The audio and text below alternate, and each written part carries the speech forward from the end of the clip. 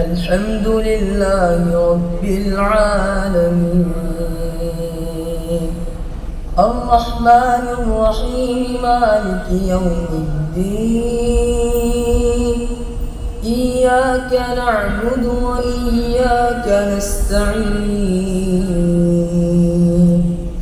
اهدنا الصراط المستقيم صراط الذين أنعمت عليهم غير المغضوب عليهم ولا الضالين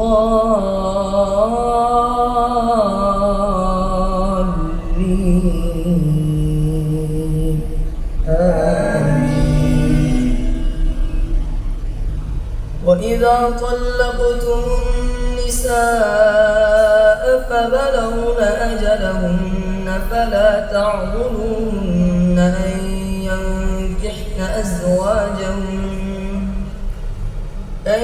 ينكحن أزواجهن إذا تراضوا بينهم بالمعروف ذلك يوعظ به من كان منكم يؤمن بالله واليوم الآخر ذلكم أزكى لكم وأطهر والله يعلم وأنتم لا تعلمون.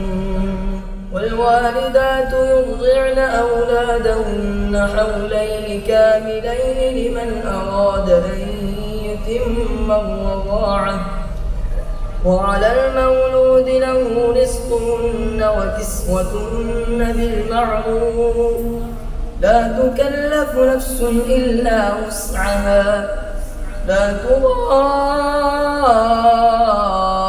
والدة بولدها ولا مولود له بولده وعلى الوارث مثل ذلك فإن أرادا فصالا عن تراض منهما وتشاور فلا جناح عليهما.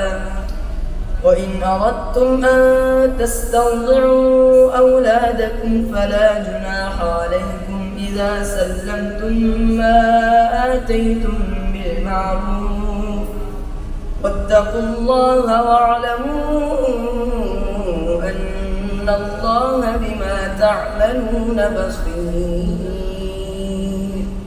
الحمد لله رب العالمين الرحمن الرحيم مالك يوم الدين إياك نعبد وإياك نستعين اهدنا الصراط المستقيم صراط الذين أنعمت عليهم غير المغضوب عليهم ولا الضالين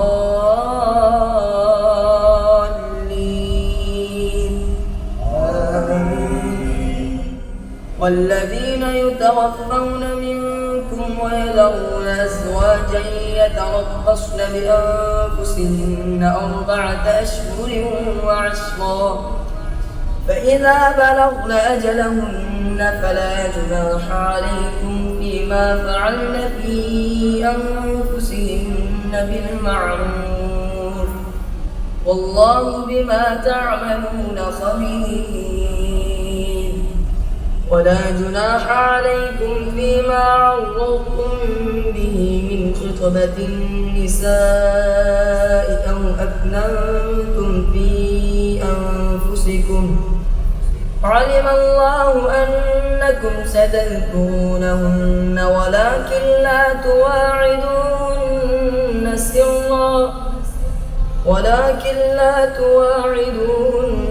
سرا إلا أن تقولوا قولا معروفا ولا تعزموا عقدة النكاح حتى يبلغ الكتاب أجله واعلموا أن الله يعلم ما في أنفسكم فاحذروه واعلموا أن الله غفور حليم.